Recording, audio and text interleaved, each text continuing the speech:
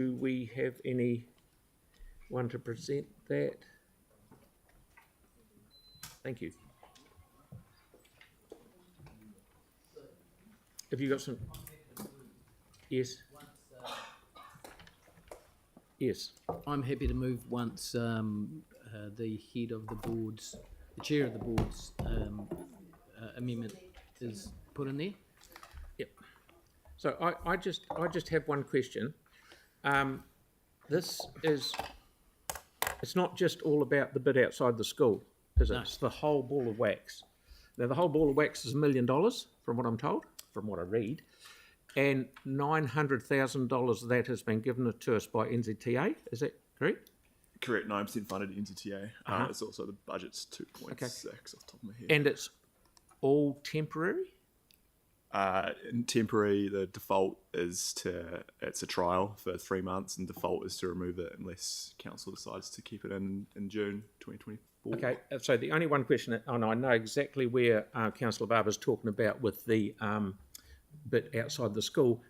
I'm just looking at it. Is it similar outside part of Hampshire Street Park as well? Are we removing a lay-by there?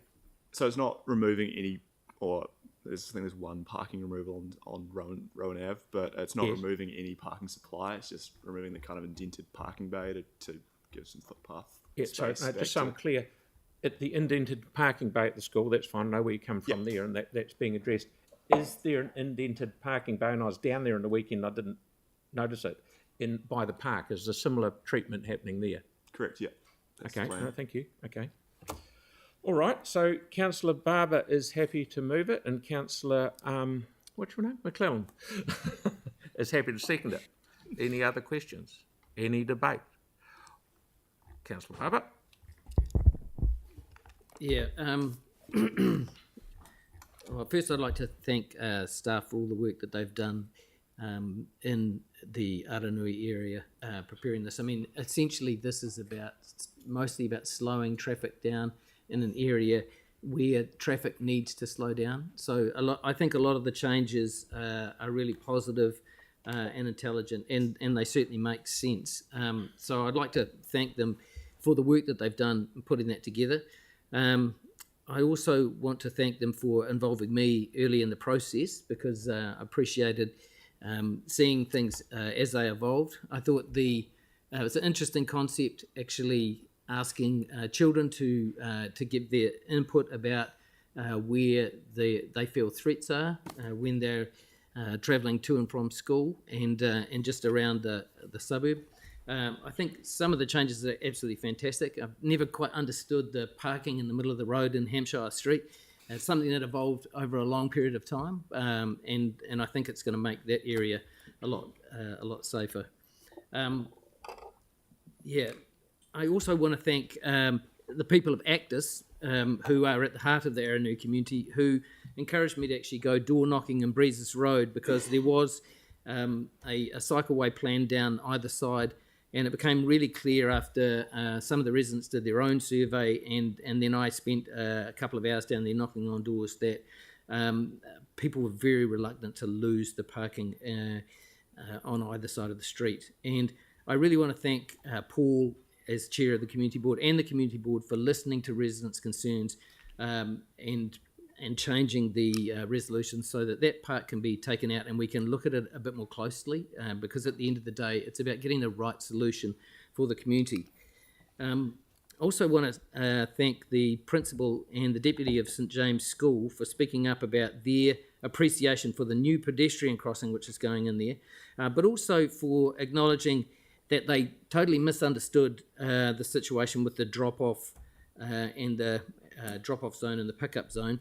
And I'd like to apologise actually to staff for missing the changes to that area when it actually came to community board, which was a time when I probably could have said something about it, and we could have perhaps come to a better solution rather than all the faffing around we've had over the last couple of days trying to work out a good solution. So yeah, I just want to acknowledge that.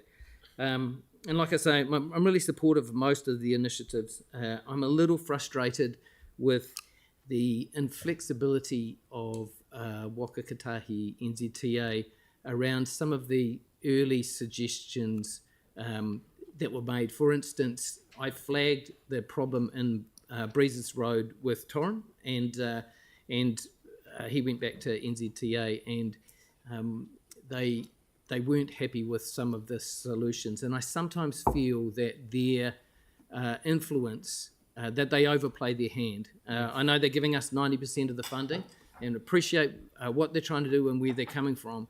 But I feel like there should be more flexibility to include the wishes of the residents and the importance that this plays in a community's life. So overall, I'm happy to support it. I'm really pleased to see that there's going to be some scrutiny put on that drop-off zone. But overall, I applaud the work that's been done. Thank you. Thank you, Councillor Barber. Councillor Johansson. Yeah, thank you. I support what's been done in terms of this report. This has been something that has been hanging around for a very long time to improve the pedestrian safety in this community. There was a Future Streets Aranui project, I think it was about 2018, which was excellent. And since that time, we've been waiting to get plans to try and help with the new schools that have gone in and with the changes in how people travel.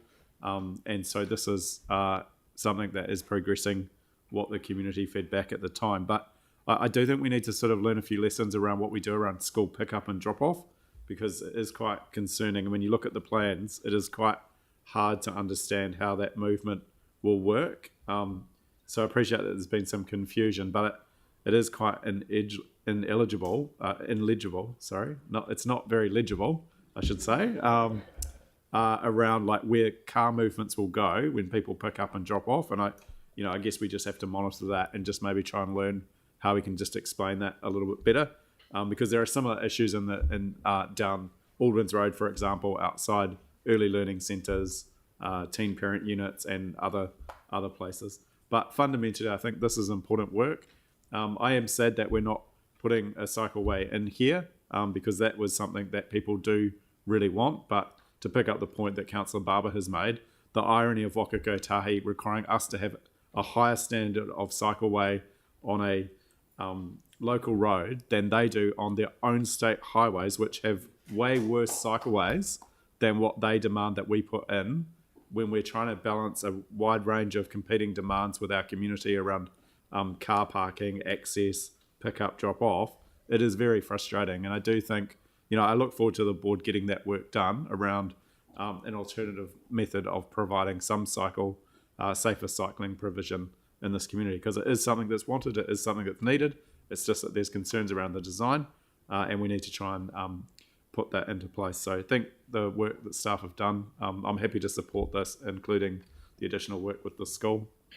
Okay, thank you, Councillor Johansson. I will, we've got a mover and second that, but I just want to throw my 5 bobs with at it.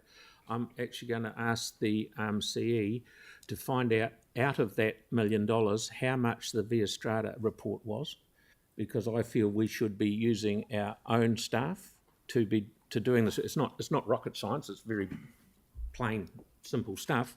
Out of that $1 million, how much was the Via Strata report? Because that's a consultant. So with that, I will put that motion. All those in favour? Aye. Against? Thank you. Carried. Okay. So the next one, I'm happy to move this one. And Councillor Coker is happy to second it. Any questions, any debate? I'll put that motion. All those in favour? Thank you. Carried. Mel, yep. And likewise for the next one, I'm more than happy to move this one as well. Rapaki Bay Drain name change. And Councillor Fields is more than happy to probably move it, and I'll second it. How's that? That would be my preference.